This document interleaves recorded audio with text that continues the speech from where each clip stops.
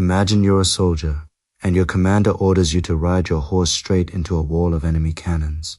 Sounds insane, right? Well, it happened, all because someone couldn't write a clear message.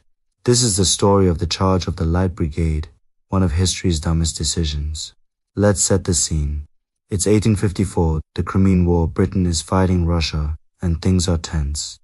The British Commander-in-Chief, Lord Raglan, is watching the battle from a high vantage point. He sees Russian troops starting to haul away some captured British cannons. He needs to stop them and fast. The only force available is his cavalry, the Light Brigade commanded by Lord Lucan. So, Raglan scribbles a quick, frantic note and sends a messenger galloping down to Lucan. The note says, Lord Raglan wishes the cavalry to advance rapidly to the front and try to prevent the enemy carrying away the guns. Sounds simple enough, right? Wrong. From Lucan's position down in the valley, he couldn't see the specific guns Raglan was talking about. All he could see was a different set of Russian cannons, fully manned and ready, at the far end of the valley. He was confused. The messenger, Captain Nolan, was frustrated by the delay and impatiently gestured, supposedly towards the enemy, shouting, "There is your enemy. There are your guns." So, Lucan turns to the man who would lead the charge, Lord Cardigan. Cardigan is equally baffled.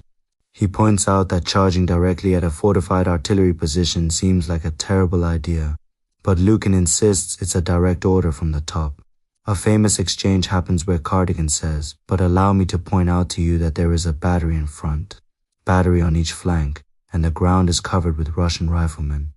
Lucan just shrugs and replies, "I know it, but Lord Raglan will have it. We have no choice but to obey."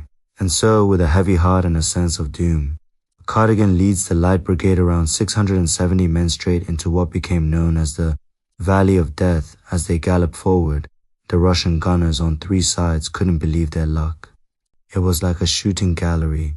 They opened fire and the valley erupted in smoke, cannon fire, and chaos. Men and horses went down in droves. Miraculously, a handful of them actually reached the Russian guns. But they were hopelessly outnumbered and quickly forced to retreat through the same deadly gauntlet. The aftermath was devastating. Of the roughly 670 men who charged, over 270 were killed, wounded, or captured. It was a catastrophic failure, a shocking waste of life caused by a vague order and a hot-headed messenger. Back home, the news caused an uproar. The poet Alfred Lord Tennyson immortalized the event with his famous poem, praising the bravery of the soldiers. There's not to reason why, there's but to do and die. But while the men were hailed as heroes, everyone knew the truth. It was a magnificent display of courage, but it was born from one of the most incompetent tactical blunders in military history. Thanks for watching. Join us next time on History's Dumbest Decisions.